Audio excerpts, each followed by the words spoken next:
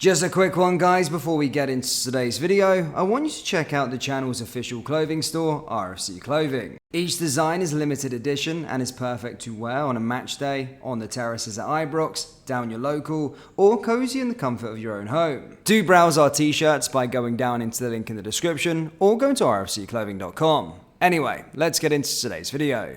And hello everybody, welcome back to the channel, guys. Hope you're all well. Before we do get into today's video, as always, please do smash that like button and subscribe to the channel for daily Rangers content. Guys, in today's video, as always, we are here to bring you up to date with all of the latest Rangers news from the last 24 hours. That includes our headline. Yes, some huge Joan Jordan to Rangers news as a new bid is expected imminently. We'll discuss that, of course, in detail, whilst also going through a few other bits and pieces within the Rangers space. Of course, the Copa America and the Euros concluded yesterday, which hopefully will hurry transfer business up now as we're starting to get into the midway through July, and we're like 2 weeks or just over 2 weeks away from our competitive season starting, and there's a lot of frustration at this moment in time within the Rangers fan base. And I like to be calm, collected, and trust the board, but when you look at the board that we've got in place, you start to worry. And some of the comments that we're starting to hear from Philippe Clement, you're starting to worry a little bit as well, and I can see a bit of panic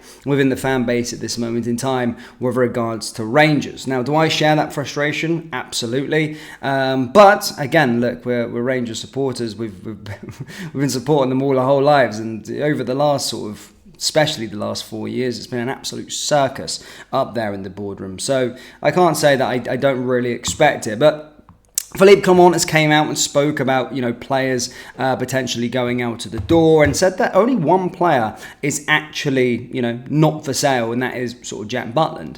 And spoke that sort of Tavernier, every player has their sort of price going into the summer transfer window, and one player that is definitely not for sale is Jack Butland. That was according to the manager. However, what I would say about this, because I've seen a lot of debate online, just quickly, is that if we were to be offered 15 million pounds for Jack Butland, would you accept an offer for Jack Butland in terms of us being able to go in and buy more players? We already know now through Philippe Clement we need to raise funds before we buy players. Would you sell Jack Butland if there was a 15 million pound offer that come in through the door? I probably would. I actually probably would. So we could spend 15 million pounds on players, but again, there's nothing in the pipeline with regards to sort of Jack Butland anyway. But there's some updates in other areas. According to this whole Sam Lammers situation, apparently Azad Alkmaar have now pulled out of the race to go and sign him. So that's that 3 million quid gone. And at this moment in time, welcome back, Sam Lammers. It looks like he's going to be coming back to pre-season with us and representing Rangers. It's for the life of me, I don't understand how we can't get rid of this player. He went to Holland, his mainland, he broke a Dutch record, and now we can't get 2-3 million quid for him, when I've just seen Celtic manage to get loads of money for O. I didn't even know who O was, and I just started to see that they got a massive amount of money for him. How?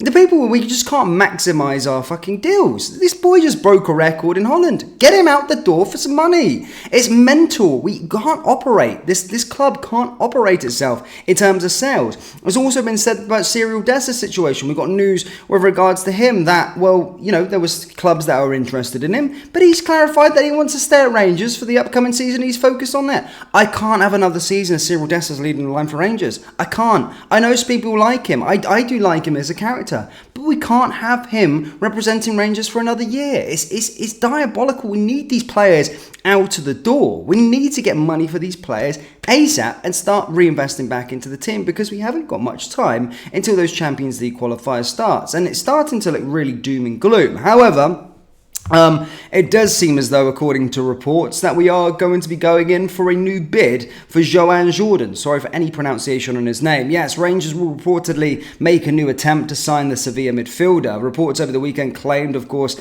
the La Liga side had thrown out a loan approach from Rangers. The central midfielder, who is 30, is under contract to Sevilla for another 2 years and is also attracting interest from Greece. However, it's claimed Rangers' offer was rejected by the Spanish side over the reluctance to subside wages to accommodate the deal. Fabrizio Romano stated Sevilla had rejected a proposal from Rangers for Jordan to join the Scottish club on loan.